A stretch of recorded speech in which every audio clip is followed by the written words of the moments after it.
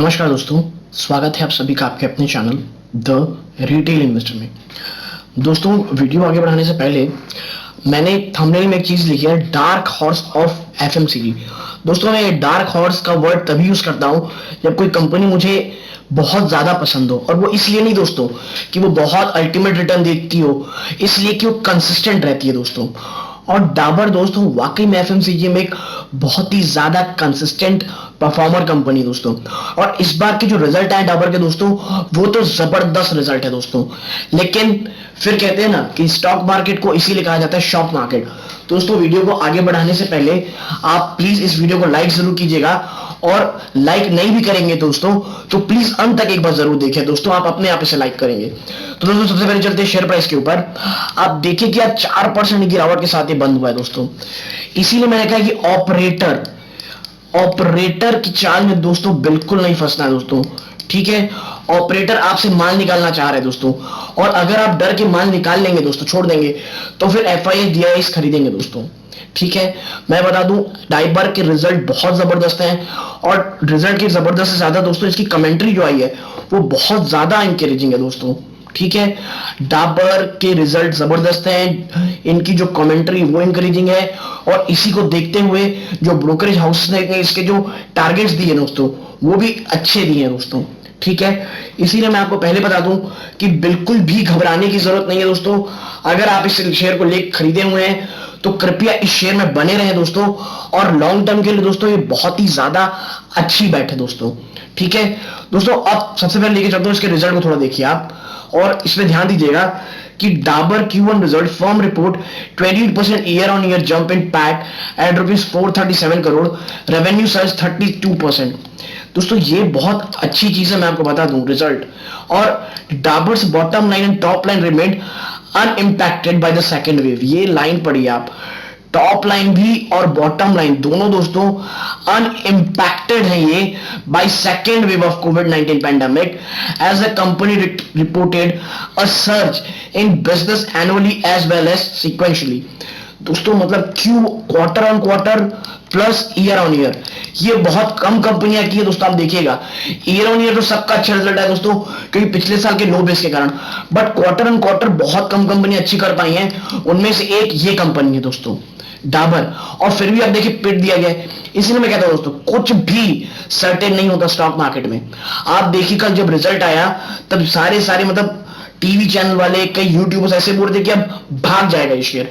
लेकिन दोस्तों वही है ना कि जब आप सोचते हैं अगर वही स्टॉक मार्केट कर जाए तो काहे का स्टॉक मार्केट दोस्तों। और आप नीचे थोड़ा पढ़ेंगे ना दोस्तों इसमें, तो आप पाएंगे, ये लाइन देखिए दोस्तों आप, surpassing analyst estimates, FMCG manager Dabur India on August 3 reported a 28% surge in its net profit for first quarter ended June to ₹437 crore as opposed to 233 crore।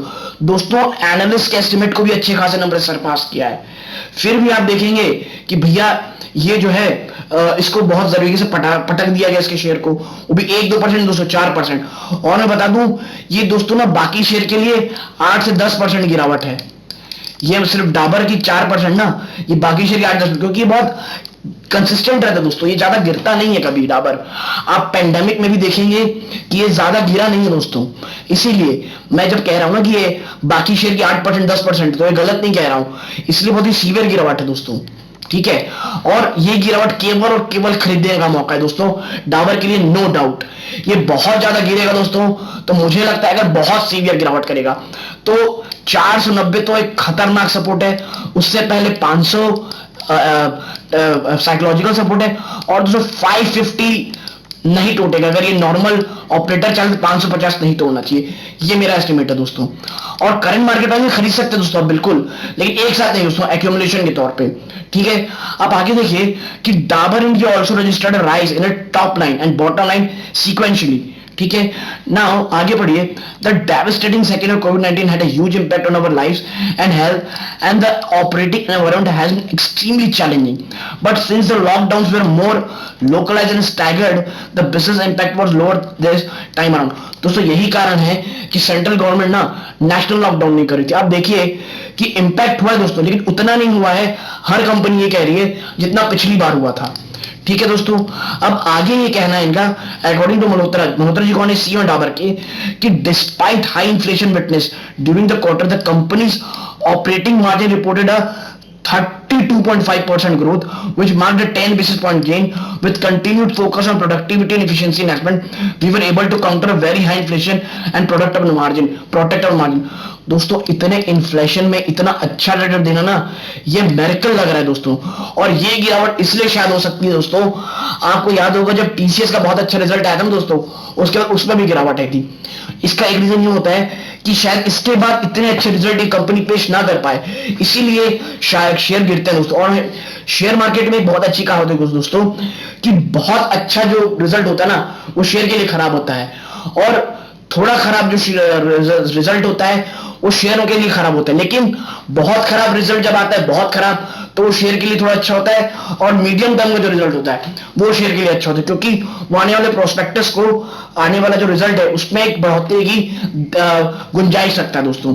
और आगे देखिए, the Dabur result beat analyst estimate. Our CNBC TV 18 pool of analysts had predicted a company would report a net worth 410 crore and revenue of 2,420 crore. EBITDA for the quarter came in 522 crore above the CNBC pool of 495 crore. दोस्तों देखिए, बिल्कुल गजब result किया है, market के expectation को तगड़े से बीट किया है, और इसका रिवॉर्ड दोस्तों आज नहीं तो कल मिलेगा। मैं बता दूं आपको, हेवल्स याद होगा, हेवल्स के रिजल्ट आने के बाद में हल्की सी गिरावट आई थी, उसके बाद जो इसने रैली दिखाई है दोस्तों, आप देखिएगा पकड़ नहीं पा रहे होंगे अभी, वही हाल इसका होगा दोस्तों। आज नहीं तो कल जब माल निकल जाएगा पब्लिक से, तरीके से भागेगा दोस्तों शेयर। और याद रखिएगा, ये ज्यादा नहीं भागता दोस्तों, आपको साल में 20% तक का रिटर्न चाहिए तो ये आपको कंपनी आराम से देगी दोस्तों, ठीक है, इसको बस याद रखिएगा। अब आप देखिए अलग अलग जो आर्टिकल्स के लिए आए हैं, आप ध्यान दीजिए कि ये इसमें लिखा है कि भैया, इसमें लिखा है कि Dabur share price falls even as earning beat the estimate, global firm brokerage firm downgrade stock. ये देखिए दोस्तों, अब ग्लोबल ब्रोकरेज फर्म क्या है, इसमें डाउनग्रेड कर रही है, और क्यों कर रही है आप देखेंगे कि अगर इसमें मुझे दिख जाए कि भैया ऐसा क्यों कर रही है कंपनी, जो कि मुझे समझ में नहीं आते हैं दोस्तों। कि देखिए, कंपनी का काम, जो ब्रोकरेज फर्म होती है ना, उनकी बात को केवल सुनिए और अपना दिमाग लगाइए दोस्तों। और मुझे लगता है डाबर करंट मार्केट प्राइस में अगर गिरावट में और मिलता है तो उससे अच्छी चीज दोस्तों कुछ नहीं हो सकती है, ठीक है। आप आगे देखिए कि भैया इसमें क्या लिखा है, आप देखेंगे Dabur India Q1 result, profit beats estimate despite higher raw material cost. दोस्तों केवल प्रॉफिट होना अच्छी चीज, मतलब बड़ी बात नहीं है दोस्तों। अभी जो आप देखिए, जो रॉ मटेरियल कॉस्ट इतने हाई है ना, उसके बावजूद इन्होंने जो रिजल्ट ला के दिया है वो अपने आप में दोस्तों अनप्रेसिडेंटेड है। और अगर ये कहीं गिरती है दोस्तों, तो केवल बाइंग का ही मौका होगा दोस्तों। और जिस तरह मैंने आपको पहले लेवल्स बताए उसमें ध्यान दीजिए, और हर एक गिरावट में दोस्तों केवल एक्यूमुलेट कीजिए। इस कंपनी को लॉस बेचने का कोई मतलब नहीं है दोस्तों, और बेचेंगे ही नहीं अपन। आगे है buy Dabur India target 750 Motilal Oswal, और 620 के टारगेट कौन दे रहा है दोस्तों, आईसीआईसीआई डायरेक्ट। मतलब आप बताइए कि एक इतनी अलग अलग टारगेट, दोनों टारगेट्स में कम से कम आप मान के चलिए 195 रुपीज का अंतर। लेकिन दोस्तों देखिए, ब्रोकरेज कोई भी टारगेट दें, अपने को एक चीज याद रखना है दोस्तों कि डाबर एक बहुत स्ट्रॉन्ग फंडामेंटल की, एक एफएमसीजी की बहुत तगड़ी कंपनी दोस्तों, जो एक कंसिस्टेंट रिटर्न देती है, और हर एक गिरावट में खरीदारी का मौका होना चाहिए दोस्तों।